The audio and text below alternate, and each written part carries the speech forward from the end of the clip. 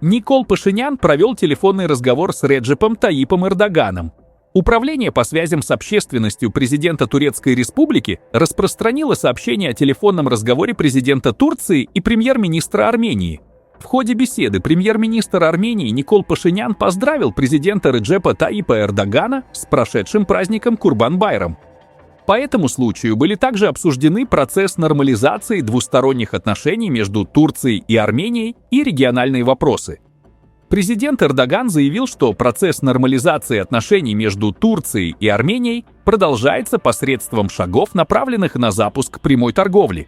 Он подчеркнул, что Турция прилагает усилия для обеспечения мира и стабильности в регионе и всегда будет поддерживать шаги, предпринимаемые в этом направлении.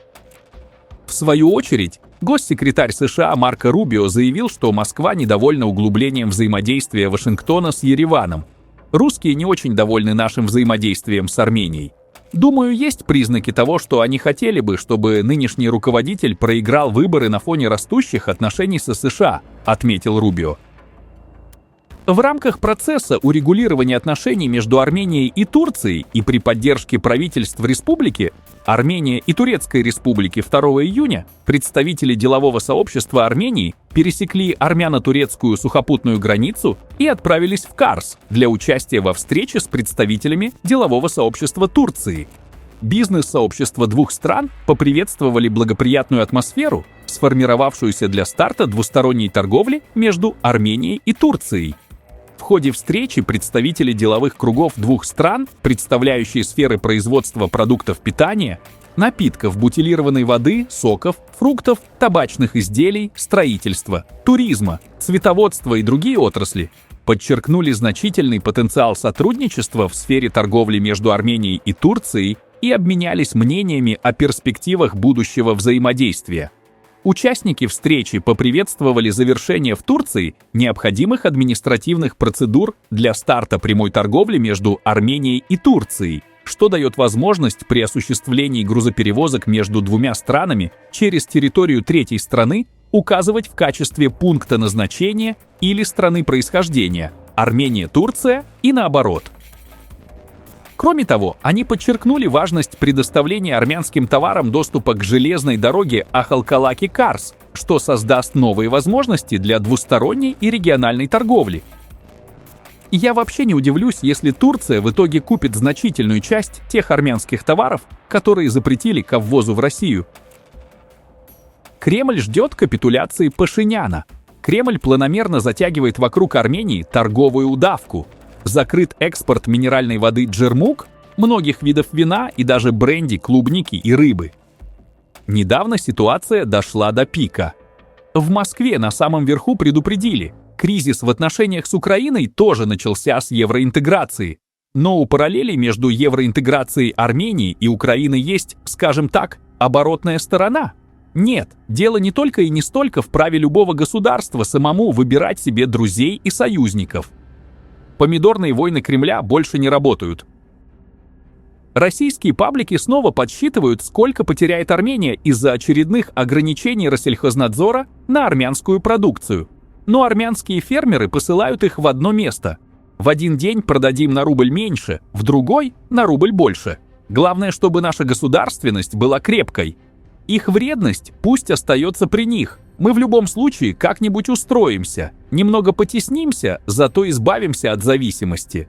Слава богу, мир открыт, и Армению в нем ценят. Мы пережили такие времена, что это для нас пустяк. Жили в 90-х без света, без воды, без денег, прожили тогда, проживем и сейчас.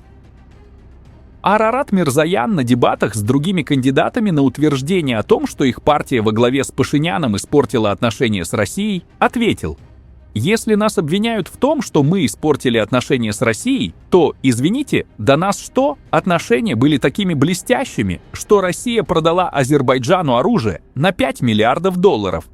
Об этом во время предвыборных дебатов на общественном телевидении 2 июня заявил глава МИД Армении Арарат Мирзоян. Каким будет армянский ответ на российский шантаж?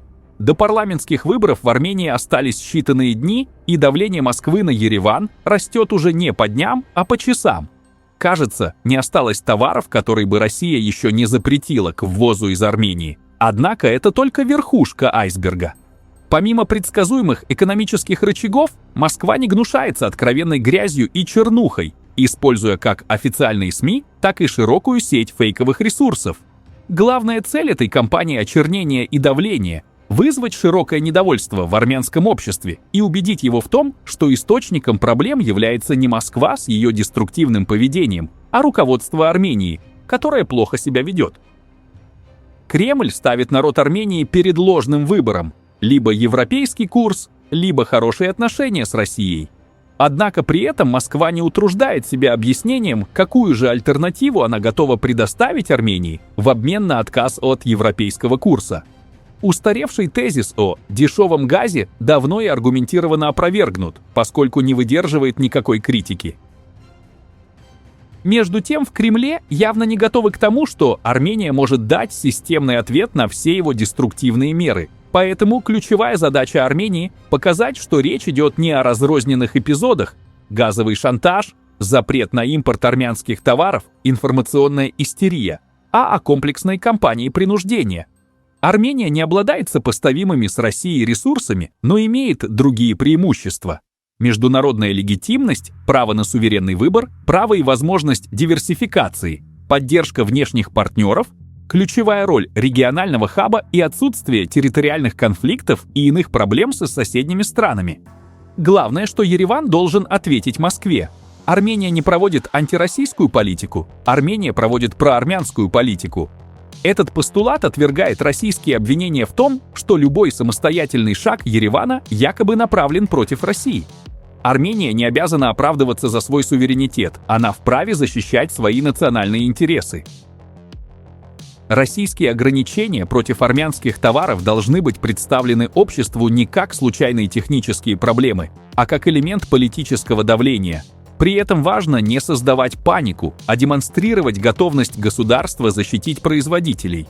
Отрадно, что армянское правительство уже начало решать проблемы сбыта запрещенных Россией товаров. Важно, однако, чтобы эти меры сопровождались медийной поддержкой. Таким образом, Москве будет показано, что ее претензии на доминирующую роль в армянской экономике лишены оснований.